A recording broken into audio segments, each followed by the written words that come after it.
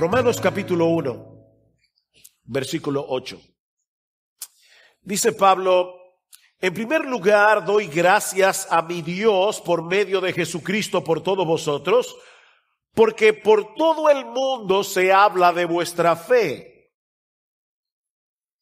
Pues Dios, a quien sirvo en mi espíritu en la predicación del evangelio de su Hijo, me es testigo de cómo sin cesar hago mención de vosotros siempre en mis oraciones, implorando que ahora, al fin, por la voluntad de Dios, logre ir a vosotros. Porque anhelo veros para impartiros algún don espiritual a fin de que seáis confirmados, es decir, para que cuando esté entre vosotros nos confortemos mutuamente cada uno por la fe del otro, tanto la vuestra como la mía. Y no quiero que ignoréis, hermanos, que con frecuencia he hecho planes para ir a visitaros y hasta ahora me he visto impedido, a fin de obtener algún fruto también entre vosotros, así como entre los demás gentiles. Tengo obligación tanto para con los griegos como para con los bárbaros, para con los sabios como para con los ignorantes. Así que por mi parte ansioso estoy de anunciar el evangelio también a vosotros que estáis en Roma. Si hay algo que es evidente en la vida del apóstol Pablo, es su pasión por Cristo y por su iglesia. Esto es algo que se percibe fácilmente al leer cualquiera de sus cartas, incluyendo esta carta a los romanos que comenzamos a estudiar la semana pasada. Pablo deseaba profundamente visitar esta iglesia, pero hasta el momento no había podido hacerlo, y es precisamente por esa razón que les escribe esta carta. Aunque él no los conocía personalmente, deseaba bendecirlos con el evangelio, y ya que no había podido ir, entonces decide hacerlo por escrito. Ahora, Romanos, que es una carta bastante profunda, no es un ensayo teológico escrito a un grupo de estudiantes en un seminario. Es una carta escrita a un grupo de creyentes comunes y corrientes como tú y como yo. Pero Pablo conoce la importancia de tener una comprensión adecuada del evangelio y de sus implicaciones, y de ahí la urgencia de enviarles esta carta, que, como decía, por momentos se torna profunda teológicamente hablando. Pablo quería llevar a cabo la encomienda apostólica que él había recibido del Señor. Recuerden que estudiamos la semana pasada en el versículo 5 cómo Pablo dice que Cristo mismo lo había constituido como un apóstol con el propósito de promover la obediencia a la fe entre todos los gentiles por amor a su nombre.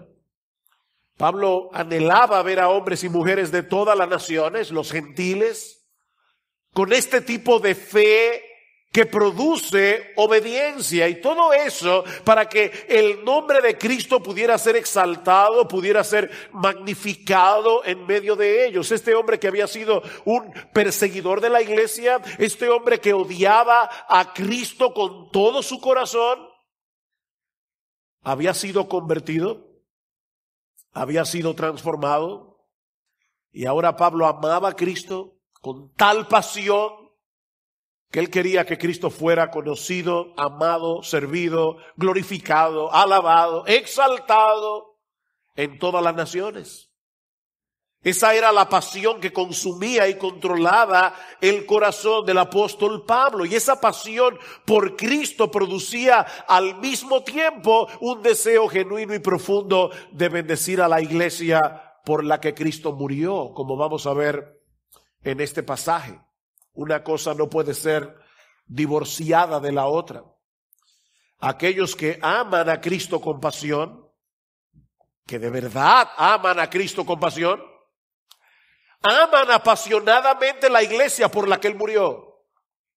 Aman apasionadamente esa iglesia que es el objeto del amor de nuestro Señor, como vemos en Efesios capítulo 5, cuando Pablo le dice a los esposos: maridos, amad a vuestras mujeres, así como Cristo amó a la iglesia y se entregó por ella para santificarla. Es imposible amar a Cristo y no amar a su iglesia. Y es esa pasión por Cristo y por la iglesia lo que se encuentra en el trasfondo de este pasaje, que podemos dividir en tres partes. En el versículo 8, Pablo da gracias a Dios por estos creyentes en Roma. En los versículos 9 al 13, Pablo revela a estos hermanos el anhelo que tenía de ir a visitarles. Y en los versículos 14 y 15, Pablo nos muestra qué era lo que lo movía a tener ese deseo tan intenso. Eso es básicamente lo que nosotros encontramos en este pasaje. Vean una vez más el versículo 8. En primer lugar, doy gracias a mi Dios por medio de Jesucristo, por todos vosotros, porque por todo el mundo se habla de vuestra fe. Pablo escribió Romanos probablemente un poco más allá del 55 después de Cristo. Así que no habían pasado ni 30 años después de la muerte de Cristo y de su resurrección, y ya el evangelio había llegado a la capital del imperio. Eso era algo tan impresionante, era tan sorprendente, que la noticia, dice Pablo, se había esparcido por todo el mundo. Los cristianos en otras partes comentaban el hecho tan extraordinario de que en tan poco tiempo el evangelio haya alcanzado un lugar de tanta importancia estratégica y al mismo tiempo tan corrupto y tan depravado como la ciudad de Roma. Roma era algo así como la ramera del mundo. Roma era la fábrica de ídolos del mundo en aquellos días. Y ya el evangelio había llegado allí. Habían cristianos en Roma. Había una iglesia en Roma. Y aunque Pablo no había sido el instrumento usado por Dios para la fundación de esta iglesia, esto llenaba su corazón de gratitud. Yo doy gracias a Dios. Yo doy gracias a mi Dios. Ahora, no deja de ser interesante, mis hermanos, al leer el versículo 8. Y hay varios detalles aquí que yo quiero resaltar en esta mañana. Este es uno de ellos. Que Pablo no da gracias a los predicadores que habían llevado el evangelio a Roma. Pablo nos dice aquí: yo le doy gracias a mi Dios de que hubo hombres valientes, dispuestos a llevar el evangelio de Jesucristo al corazón mismo del imperio. Qué bueno que existen tales hombres en la iglesia. No. Pablo tampoco da gracias a los hermanos de Roma por haber creído en Jesús. Los alabo, creyentes de Roma, por vuestro compromiso con la fe de Jesucristo. No hay nada de qué gloriarnos en el hecho de haber creído, porque la fe es un don de Dios. Efesios capítulo 2, versículo 8 y 9, Pablo dice: porque por gracia sois salvos por medio de la fe, y esto no de vosotros, pues es un don de Dios, es un regalo de Dios, no por obras, para que nadie se gloríe. Como vimos el domingo pasado, el evangelio tiene su origen en Dios, y aún nuestra fe en el evangelio es un regalo de Dios. Es por eso que Pablo da gracias a Dios por medio de Jesucristo. ¿Notaron eso? Doy gracias a mi Dios por medio de Jesucristo, por la fe de estos creyentes. El Señor Jesucristo es el mediador a través del cual nosotros tenemos acceso a la presencia de Dios para orar y darle gracias. Miren, mis hermanos, nosotros ni siquiera podríamos acercarnos a Dios para manifestarle nuestra gratitud de no ser por Jesucristo. No podríamos. De no ser por la mediación de Jesús. Él es el que hace posible que podamos acercarnos al trono de la gracia al habernos reconciliado con el Padre por medio de su muerte en la cruz. Hay un solo Dios y hay un solo mediador, mi amigo. Eso es lo que dice la Biblia. No hay 10 mediadores, no es Jesús y María, es Jesús y solo Jesús. Hay un solo Dios. Y hay un solo intermediario, hay un solo puente, hay un solo mediador que nos lleva a la presencia misma de Dios. De manera, mis hermanos, que la salvación es del Señor, de principio a fin. Y por lo tanto, solo Él merece la gloria. Sin embargo, al mismo tiempo nosotros vemos en este pasaje que a Pablo se le había encomendado la tarea de promover la obediencia a la fe entre los gentiles, como dice el versículo 5. Doy gracias a Dios porque les ha dado la fe, pero yo tengo que ir a predicarles el evangelio. ¿Se dan cuenta? Y eso nos introduce, mis amados hermanos, amigos que están aquí en esta mañana, a uno de los grandes misterios de la fe cristiana y de hecho a uno de los grandes temas de la carta a los romanos. La relación entre la soberanía de Dios y la responsabilidad del hombre.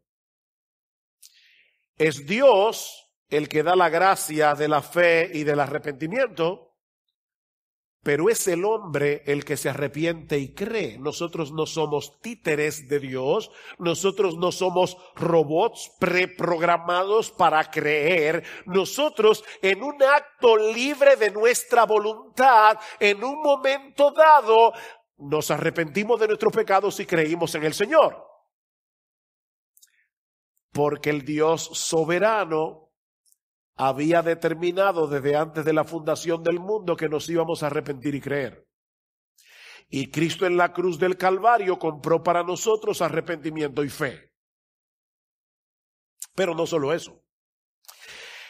Es Dios el que obra soberanamente en el corazón del pecador, pero Él lo hace a través de la predicación del Evangelio. Noten el versículo 9 que vamos a ver en un momento, todavía no hemos llegado ahí, pero Pablo dice, pues Dios a quien sirvo en mi espíritu, y esta frase puede traducirse también como la Nueva Versión Internacional, a quien sirvo con todo mi corazón en la predicación del Evangelio de su Hijo.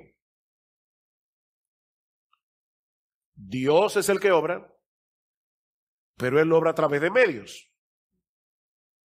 De manera que nadie se va a salvar sin la predicación del Evangelio. Porque a Dios le ha placido salvar a los creyentes por la locura de la predicación. Eso es lo mismo que vemos más adelante en Romanos capítulo 6, versículo 17. Pablo había estado hablando acerca de que nosotros antes de venir a Cristo éramos esclavos del pecado.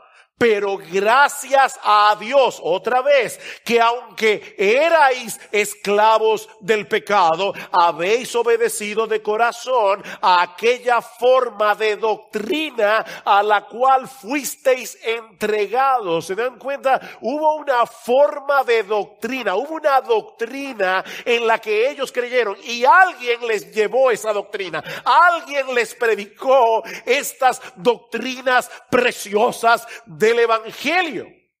Y ahora Pablo dice, yo doy gracias a Dios que aunque erais esclavos del pecado, habéis obedecido de corazón aquella forma de doctrina a la cual fuisteis entregados y libertados del pecado vinisteis a ser siervos de la justicia. Dios es soberano, el hombre es responsable. Esta es una tensión que encontramos a través de toda la Escritura y que ninguna mente finita como la tuya y la mía es capaz de entender plenamente. No es que no podemos entender nada. Por eso decimos que esto es un misterio, no un enigma. Un enigma es una pared infranqueable, no se puede penetrar. Un misterio es un océano sin fondo. Tú te puedes tirar y de acuerdo a tus pulmones intelectuales y espirituales vas a llegar hasta cierta profundidad, pero siempre, no importa qué tan profundo tú seas, siempre va a haber debajo de tus pies un océano infinito al que nunca vas a llegar. Así que aquí tenemos una tensión que ninguna mente finita es capaz de entender plenamente o de explicar de una manera completamente satisfactoria. Dios es soberano, el hombre es responsable. Y mis hermanos, créanme, no es exagerado decir que muchos de los errores, muchas de las herejías que han surgido a lo largo de los siglos en la historia de la iglesia han tenido su origen en el intento de eliminar esta tensión. ¿Y cómo lo han hecho? Bueno, algunos lo hacen debilitando la soberanía de Dios, dejando la salvación en última instancia en manos del pecador, como lo hace el arminianismo y el catolicismo romano. Otros lo hacen debilitando la responsabilidad humana a favor de la soberanía de Dios, como es el caso de los hipercalvinistas.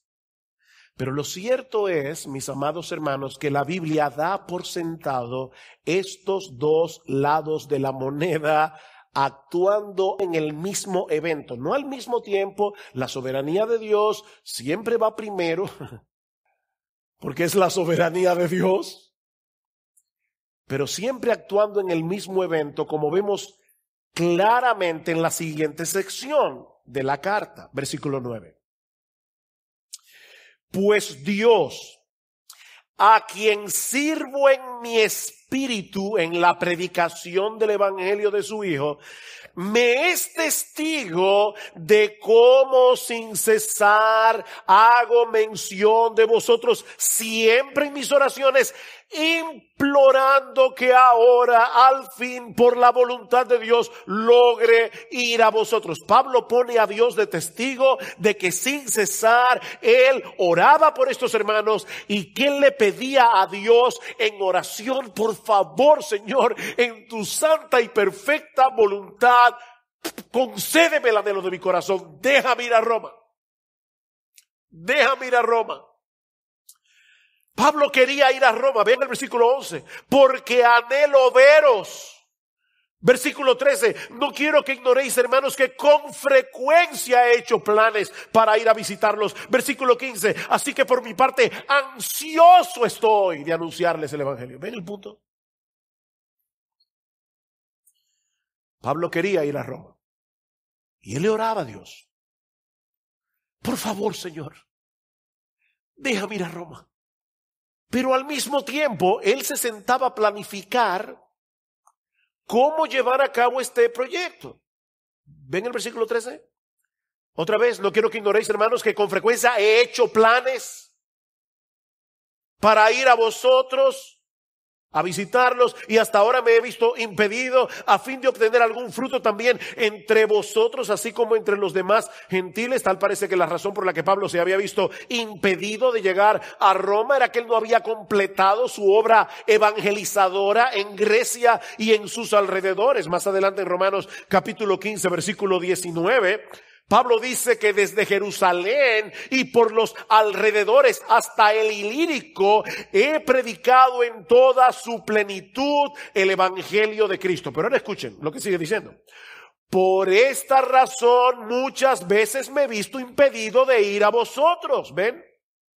Él estaba en otra cosa, él tenía otras responsabilidades, pero ahora, no quedando ya más lugares para mí en estas regiones, y puesto que por muchos años he tenido un gran deseo de ir a vosotros, cuando vaya a España iré a vosotros. Romanos 15, 22.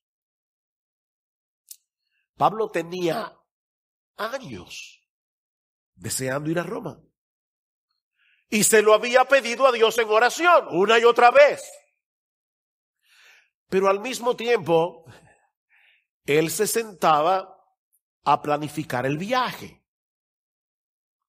Ustedes se dan cuenta, hermano, que en la mente de Pablo no había ninguna contradicción entre esas dos cosas.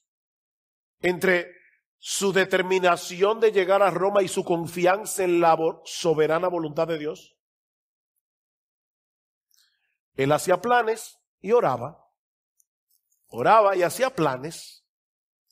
Su convicción de que él debía orar por este viaje, porque Dios, a final de cuentas, era el que iba a obrar, no llevaba a Pablo a quedarse de brazos cruzados a esperar que las cosas sucedieran. Él hacía planes en oración. Así que, mis hermanos, en vez de tratar de desentrañar el misterio de la soberanía divina y la responsabilidad humana, Pablo aprendió lo que tú y yo debemos aprender si de veras queremos tener pasión por Cristo y por su iglesia. Debemos aprender a vivir en esa tensión, sabiendo que debemos orar y que debemos planificar y actuar. Porque lo que Dios ha decretado que ocurra va a suceder en el contexto de la actuación responsable de los hombres. Ponérselo de esta manera. Miren, como dice John Piper, si Dios ha decretado que un hombre muera por un balazo, él no va a morir hasta que la bala sea disparada. Es así de simple. Hasta que alguien no haga ¡pum! Como decía el otro día un hermano, después del famoso problema con los Boeing, esos Max, y yo viajaba ese mismo día, y un hermano me mandó una nota diciendo, a mí no me dan miedo los aviones, gracias al Señor. Pero él, previendo que tal vez me daba miedo, me dijo, Sugel, no te preocupes, recuerda que tú eres inmortal hasta que Dios lo decida.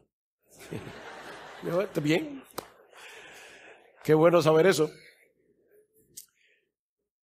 Debemos orar, debemos planificar y debemos actuar. Son tres patas de la misma mesa. Santiago capítulo 4. Vamos ahora los que decís, hoy mañana iremos a tal ciudad y estaremos allá un año y traficaremos y ganaremos, cuando no sabéis lo que será mañana. Mi papá siempre decía, calculen el moquillo. Y lo que él quería decir era que hay individuos que toman un papel y un lápiz y dicen, voy a comprar 3 gallinas, las gallinas van a poner tantos huevos, de los huevos van a salir tantos gallos, y en una hora tienen una granja. Y de repente resulta que la gallina que compraron le da moquillo y se murió. Y mi papá siempre decía, calcula el moquillo, tú no sabes lo que será mañana.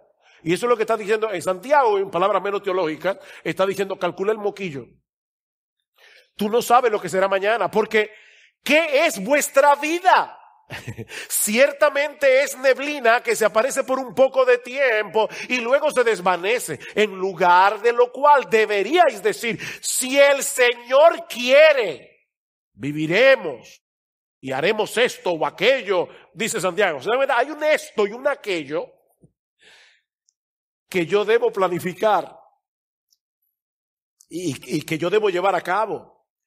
Pero reconociendo al mismo tiempo que como no tenemos control de todas las cosas, es si Dios quiere que viviremos y haremos esto o aquello que hemos planificado. Pero el esto y el aquello lo tienes que planificar tú. O sea, Dios te dio una cabeza para pensar y te dio un cuerpo para actuar. Y aunque no sabemos exactamente cómo funciona, cómo interacciona la soberanía de Dios y la voluntad del hombre, haz lo que tú tienes que hacer. Es como el famoso texto de Filipenses capítulo 2, versículo 12, donde Pablo nos exhorta a ocuparnos en nuestra salvación con temor y temblor. ¿Quién debe ocuparse en su salvación con temor y temblor? ¿Quién? ¿Quién? Es una pregunta. Y yo espero que ustedes me respondan. Nosotros, ocuparnos nosotros en nuestra salvación y con temor y con temblor. ¿Saben por qué? Dice Pablo, porque Dios es el que en vosotros produce así el querer como el hacer por su buena voluntad. Pablo oraba, Pablo planificaba, y ahora viene la pregunta del millón. Respondió Dios, la oración de Pablo. Señor, yo quiero ir a Roma, yo quiero ir a Roma. Sí, la respondió. Pero en el tiempo y en la forma en que Dios soberanamente decidió hacerlo. Pablo quería ir a Roma una vez, fue 2 veces. Así que el Señor respondió más abundantemente. 2 veces. Y gratis, porque fue preso.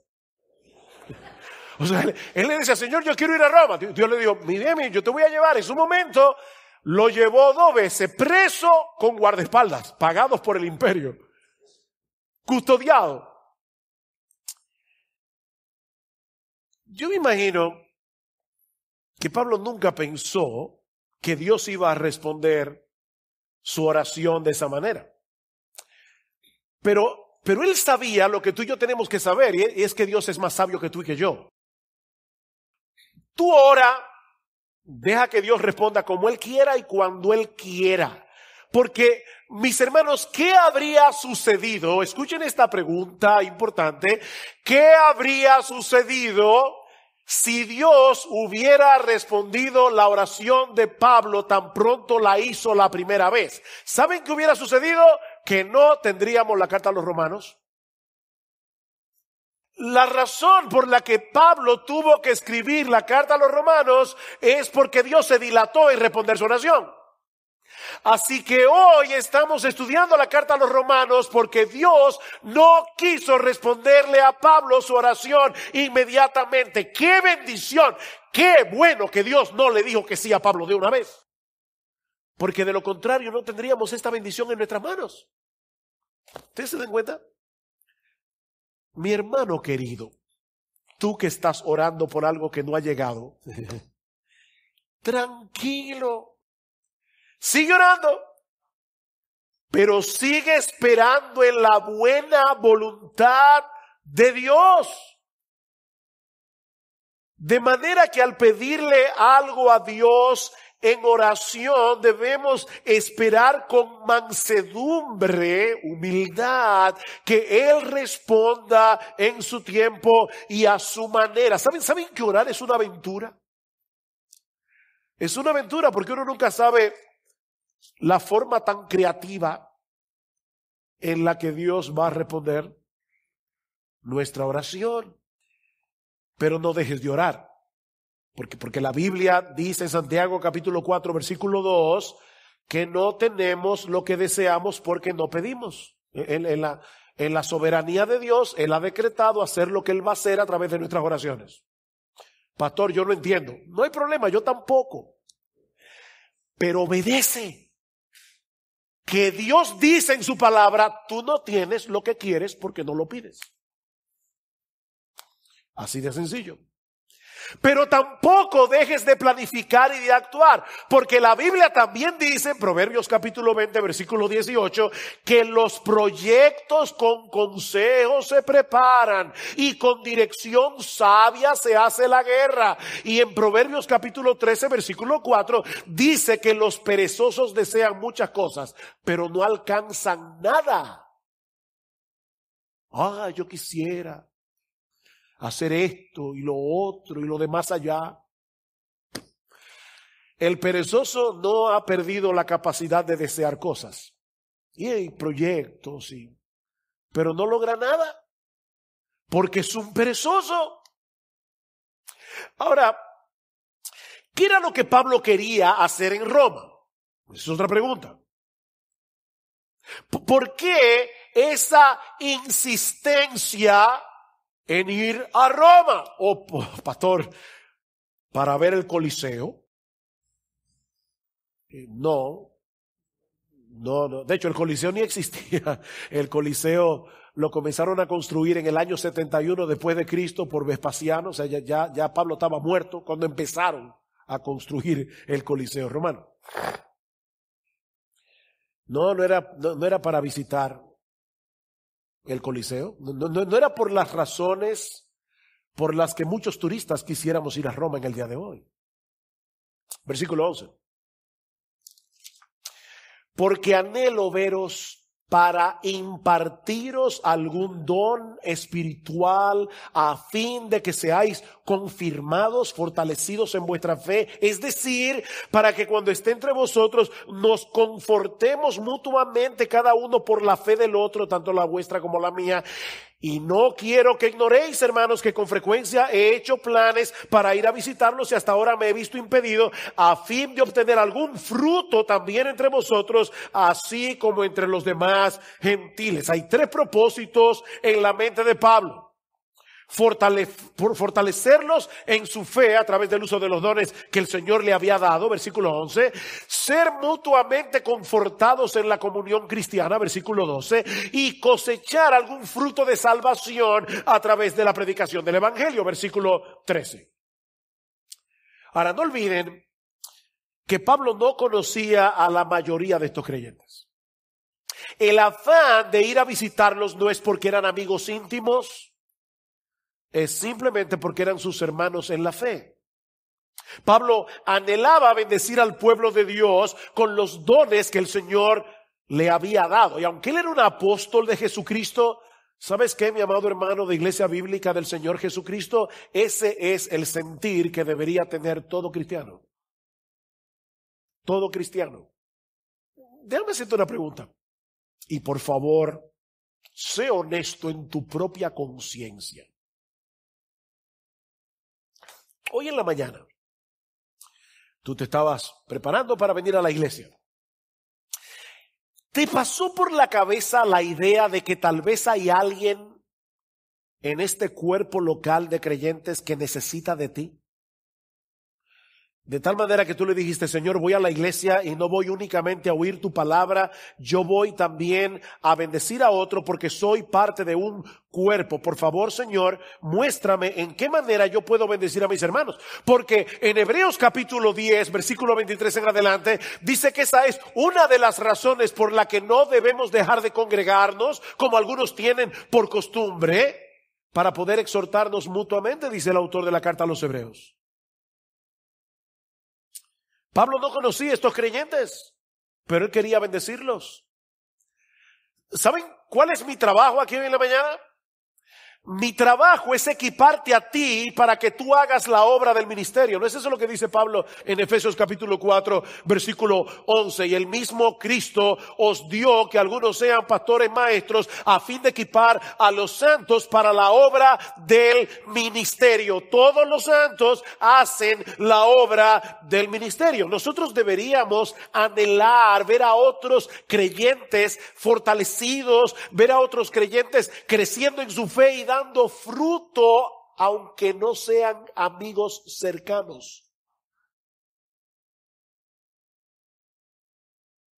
Simplemente porque amamos a Cristo, porque amamos su iglesia, porque amamos ver su imagen más claramente reflejada en nosotros y en otros. Y yo te pregunto, mi hermano, ¿de verdad tú deseas eso? Pero ahora escucha una de las declaraciones más sorprendentes de esta sección. Versículo 12 otra vez. Es decir, yo quiero ir a Roma para confirmarlos. Es decir, alguien dice que de repente Pablo detuvo la pluma y dijo, uy, esto suena muy unilateral. El Espíritu Santo lo guió a escribir esto. Para que cuando esté entre vosotros nos confortemos mutuamente, cada uno por la fe del otro, tanto la vuestra como la mía. ¿No te sorprende eso? El gran apóstol Pablo, que escribió 13 de las 27 cartas del Nuevo Testamento, que recibía revelaciones directas de Jesucristo como un apóstol que él era de Cristo, ahora está diciendo, mi intención de ir a Roma no es unilateral. Yo quiero ser animado por vosotros. Yo necesito ser edificado por vosotros. Ven, él no quería que los hermanos en Roma lo vieran como el super apóstol Pablo, que no necesitaba de nada ni de nadie porque Jesucristo le suplía directamente todo el combustible que él necesitaba desde el cielo. ¡Pum! A él solo. No. Pablo era un cristiano, como tú y como yo. Era un ser humano, con luchas, con tentaciones, con debilidades, con temores. Cuando Pablo escribe su primera carta a los Corintios, él les confiesa que estuvo entre ellos, oigan esto, con debilidad, con mucho temor y temblor. Pablo. Y lo grande es que él no le molesta decirlo. O sea, Pablo no era de esos creyentes que siempre tienen una sonrisa colgate. ¿Y cómo tú estás? En victoria. Siempre. Déjame decirte en dominicano, no sea tan hablador. Eso no es verdad. Eso no es verdad. Te estás engañando. Tú quieres dar una imagen. ¿Se acuerdan de esa película, de ese libro, perdón, que se hizo muy famoso? Lo que se acuerden van a revelar la edad. Es el libro creo que era de Eric Fromm. I'm okay, you are okay. Yo estoy bien, tú estás bien, todos estamos bien. Aquí todos estamos bien.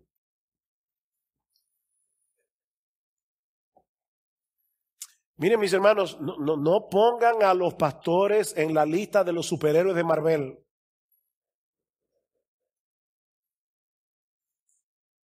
Porque son hombres de carne y hueso, con sus propias luchas, con sus aflicciones. Son hombres que necesitan aliento, son hombres que necesitan estímulos, son hombres que necesitan ser fortalecidos por otros cristianos, son hombres que necesitan ser edificados. Escuchen esta descripción del ministerio, Pablo, 2 Corintios 4. Pero tenemos este tesoro en vasos de barro. Oí en estos días una prédica que me envió mi hija. Wow, me chocó. Este hombre decía que en la época de Pablo hacían unas vasijas de barro con un tesoro adentro, un tesoro valioso. Ellos pensaban, si yo pongo este tesoro tan valioso en esta vasija que no cuesta nada, los ladrones no van a buscar ahí. Ahora, esas vasijas eran como las alcancías en el día de hoy. Para sacar el tesoro había que romperlas. Una vez alguien me dijo, Sugel, cuando Dios decide usar a un hombre, ese hombre va a sufrir mucho. Y eso no es para los pastores solamente. Es que la vasija tiene que ser rota para que el tesoro pueda salir. Y Pablo está diciendo, nosotros tenemos un tesoro en vasos de barro. ¿Saben para qué? Para que la excelencia del poder sea de Dios y no de nosotros, que estamos atribulados en todo, mas no angustiados, en apuros, mas no desesperados, perseguidos, mas no desamparados, derribados, pero no destruidos. Oh, mis hermanos, nunca dejen de ver a sus pastores como hombres necesitados de sus oraciones, de sus palabras de aliento y de edificación, porque ellos necesitan de ti, así como tú necesitas de ellos. Pablo anhelaba llegar a Roma para bendecir a estos creyentes y para ser bendecidos por ellos. Y si Pablo lo necesitaba, nosotros lo necesitamos también. Esa es la perspectiva que todo creyente debe de tener de sí mismo y de la iglesia. Mis hermanos, nadie aquí es autosuficiente para vivir su vida cristiana aislados de los demás. La razón por la que Cristo te puso en una iglesia es para que puedas bendecir a otros, mientras los otros son de bendición para ti. Pero si te aíslas de los demás, eso no va a suceder. Tú debes tomar la determinación de conectarte con este cuerpo lo más que tú puedas, o de lo contrario te vas a estancar en tu vida cristiana y perderás el privilegio, el enorme privilegio de bendecir a otros. ¿Saben por qué el mar muerto está muerto? Hay varias razones ecológicas, geológicas, que no vienen al caso, pero una de las razones por la que el mar muerto está muerto es porque el agua del Jordán muere allí. El agua solo entra, pero no sale para ningún sitio, y eso aumenta la salinidad del mar. Ahí no hay vida. En el mar de Galilea, o el lago de Genesaret, porque es un lago de agua dulce, el agua del Jordán entra por el norte y sale por el sur, y es un mar lleno de vida. ¿A cuál de esos dos mares te pareces tú? ¿Eres de los que vienes a la iglesia los domingos únicamente a recibir el agua desde el púlpito? ¿O esa palabra resuena de tu corazón al corazón de otros cada semana? Pero hay algo más en nuestro texto que veremos más brevemente. Ya vimos que Pablo da gracias a Dios por estos creyentes en Roma. Ya vimos que Dios pide en oración a Dios la oportunidad de visitarles. Pero ahora Pablo quiere revelar a estos hermanos la motivación detrás de su anhelo, si quieren ponerlo de otro modo, la fuerza motora que mantiene en movimiento esa determinación en el corazón de Pablo. Versículo 14. Tengo obligación, tanto para con los griegos como para con los bárbaros, para con los sabios como para con los ignorantes. Así que por mi parte, ansioso estoy de anunciar el evangelio también a vosotros que estáis en Roma. Me gusta más como lo dice la Reina Valera del 60. Y de hecho es más literal. Por lo menos la palabra que aquí se traduce como obligación es una palabra que significa deudor. Pablo dice, Reina Valera del 60, a griegos y a no griegos, a sabios y a no sabios, soy deudor. Soy deudor.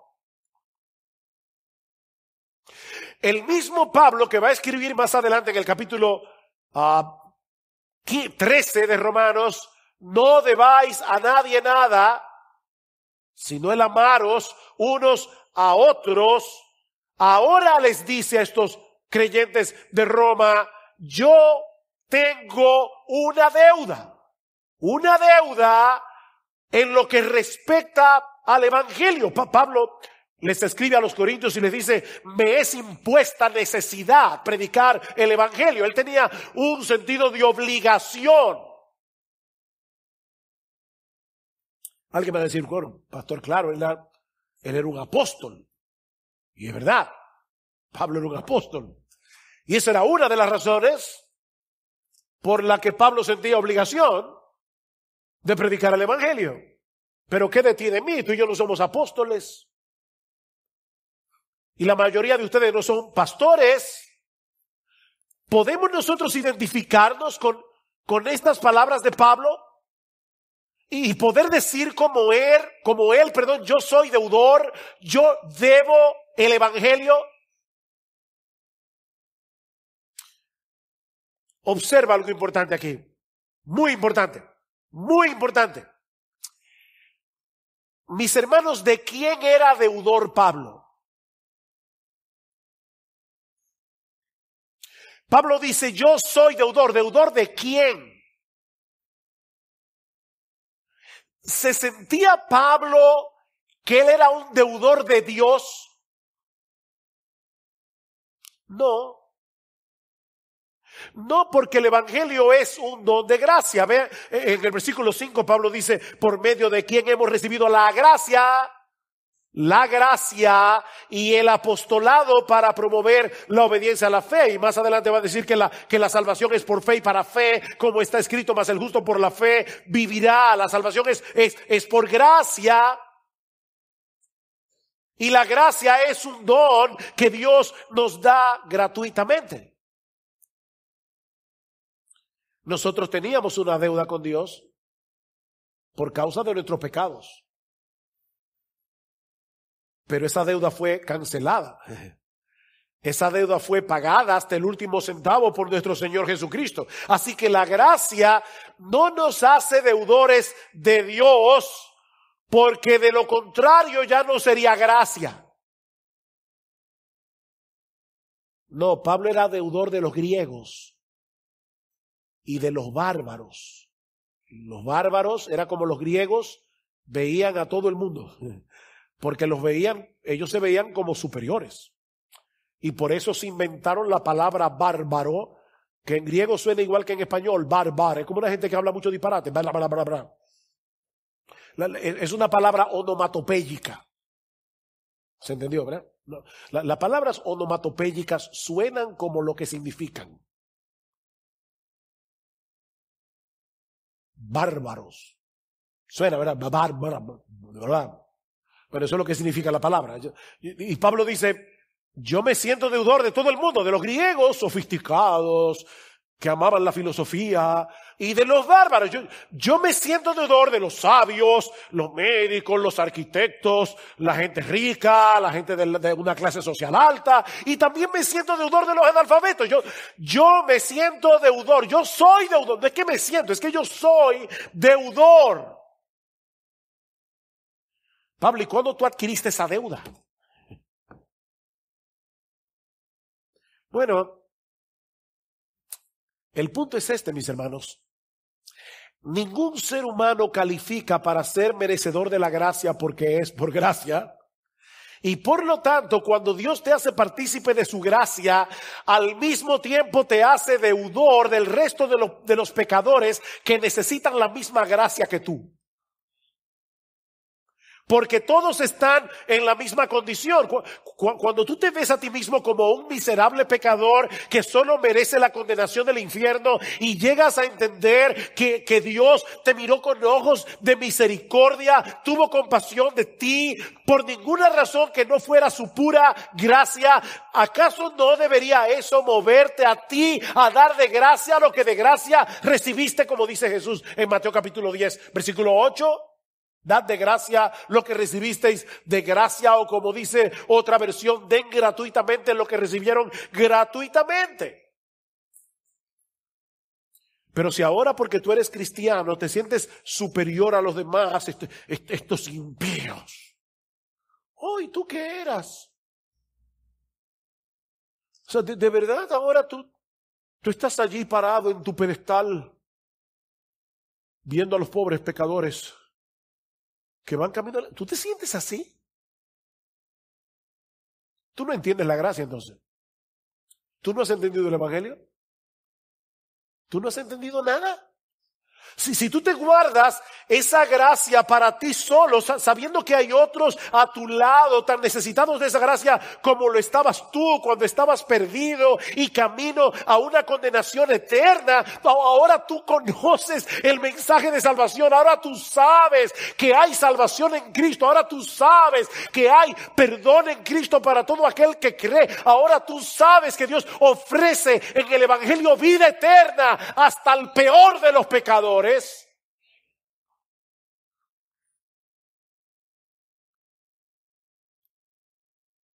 ¿Y tú no quieres compartir eso? De verdad tendríamos razones para sospechar que tú no has entendido todavía lo extraordinariamente maravillosa que es la gracia de Dios en Cristo. Es una especie de deuda moral, pero es mucho más que eso. ¿Ustedes se acuerdan de aquellos dos leprosos que se estaban muriendo de hambre en un tiempo que había un asedio a la ciudad de Israel? Y de repente el campamento de los asirios, Dios les envió un temor tan grande que salieron huyendo, y estos israelitas dijeron: mira, ya vamos a donde los asirios, si nos toman prisioneros por lo menos nos van a dar de comer. Y cuando llegan encuentran el campamento vacío, porque los asirios habían huido, los sirios, perdón, habían huido, y estaba todo lleno de ropa, comida, y estos hombres comienzan a comer como unos desaforados. Y de repente uno de ellos le dice: no está bien lo que estamos haciendo. Esto no está bien. Allá hay un pueblo muriéndose de hambre y nosotros estamos aquí comiendo un banquete.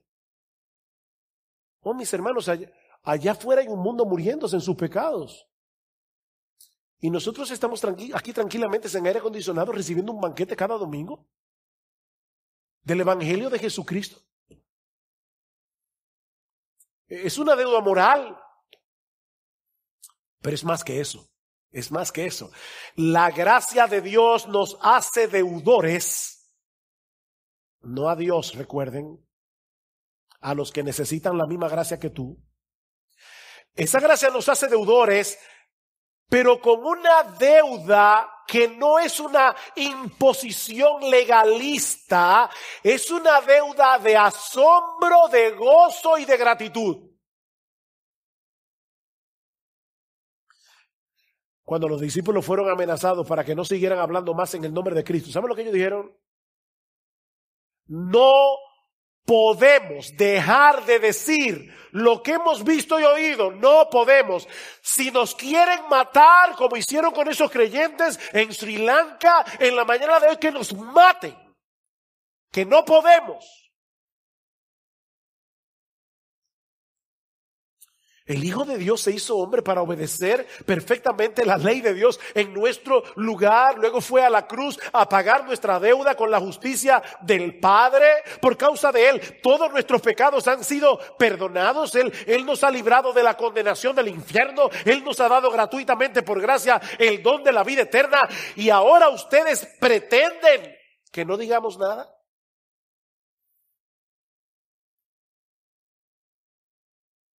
Versículo 15. Así que, por cuanto soy deudor, pero un deudor gozoso,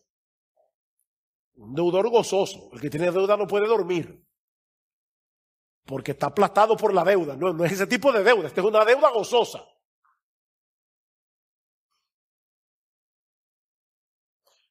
Por mi parte, ansioso estoy de pagar esa deuda. Ansioso, yo no veo la hora de llegar a Roma y decirle a estos romanos que hay salvación en Cristo, decirle a estos romanos que son adictos al poder, que se creen la última Coca-Cola del desierto, que el Evangelio es verdadero poder. Yo no veo la hora, ansioso estoy de anunciar el Evangelio también a vosotros que estáis en Roma. Y noten que no era simplemente para predicar el Evangelio a los perdidos. A vosotros que estáis en Roma, a los que recibieron la carta, que eran cristianos. Porque el mismo Evangelio que salva es el mismo Evangelio que santifica, es el mismo Evangelio. Y Pablo anhelaba profundamente ver a estos creyentes creciendo espiritualmente, fortaleciéndose en su fe, para que ellos también pudieran ser instrumentos en las manos de Dios para bendición de otros, como dice el versículo 12, para que seamos mutuamente confortados por la fe vuestra y por la mía. Si nos fortalecemos en la fe, vamos a poder confortarnos mutuamente. Los pastores no estamos llamados a hacer todo en la iglesia. Nosotros, como decía hace un momento, equipamos a los creyentes para que los creyentes hagan la obra del ministerio. Y ahora yo te pregunto, ¿tú percibes en ti esa misma pasión por Cristo y por su iglesia que Pablo evidencia en este pasaje. Te sientes compelido a bendecir a los otros con los dones y talentos que el Señor te ha dado. Es la meta de tu vida poder alcanzar aquello para lo cual tú fuiste alcanzado por Cristo cuando el Espíritu Santo aplicó eficazmente el Evangelio en tu corazón. Cristo te llamó para algo. Él tiene un propósito para ti. Y tú deberías anhelar que cuando te encuentres en el lecho de muerte, tú puedas decir como Pablo: Señor, sí, de manera imperfecta porque todavía soy pecador, pero tú sabes, Señor, que yo he peleado la buena batalla. Tú sabes, Señor, que yo he acabado la carrera. Tú sabes, Señor, que yo he guardado la fe. Tú anhelas decir eso. Es tal tu asombro por esa bendita gracia de Dios que Él ha derramado sobreabundantemente en ti por medio de Cristo, que tú deseas dar a otros de gracia lo que de gracia recibiste. ¿A ti te asombra todavía el Evangelio? ¿A ti te asombra el Evangelio? En la medida en que tú ves este diamante, porque de hecho, la semana que viene es que vamos a hablar del versículo 16 y 17. Yo los exhorto a que inviten a todo el que ustedes quieran para predicarles que el Evangelio es poder de Dios para salvación. Pero fíjense la conexión. Pablo dice: yo estoy ansioso de ir a predicarles el Evangelio a vosotros que estáis en Roma, versículo 16, porque no me avergüenzo del Evangelio. En otras palabras, la razón por la que yo quiero ir a Roma a predicar el Evangelio es porque yo me glorío en el Evangelio. Es una forma de decirlo al revés. Al decir no me avergüenzo, está diciendo yo me glorío. Yo me glorío en este mensaje. No me avergüenzo. No me avergüenzo de decir que soy evangélico. No me avergüenzo de decir que yo he creído en Jesucristo. No me avergüenzo de decir que yo creo que yo iba camino al infierno y que Cristo me rescató por su muerte en la cruz. Yo no me avergüenzo de ese evangelio, porque ese evangelio es y seguirá siendo hasta que Jesucristo vuelva, poder de Dios para salvación. Una vez alguien me dijo, hace mucho de eso, Sugel, últimamente te estás repitiendo mucho en el púlpito. Bueno, los predicadores no deben estar repitiendo las mismas cosas. Pero hay una cosa que los predicadores deben hacer cada domingo y que no va a cambiar nunca, y es predicar el Evangelio. Mi tarea no es venir aquí a hablar de profundidades misteriosas. No. Y sorprenderlos. Wow. No, mi tarea es, de la manera más sencilla posible, predicarles el Evangelio todos los domingos. Porque esa es la única manera en que ustedes van a poder crecer en su asombro, en su admiración por el Cristo del Evangelio. Y es a través de esa admiración que todos nosotros vamos a crecer a su imagen. Así que hasta que yo me muera, yo no voy a predicar otra cosa. El Evangelio es un diamante inagotable.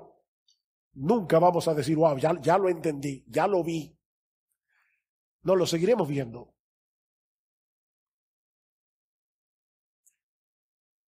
Pero es la única forma, predicando el Evangelio, que nosotros vemos a Cristo glorioso.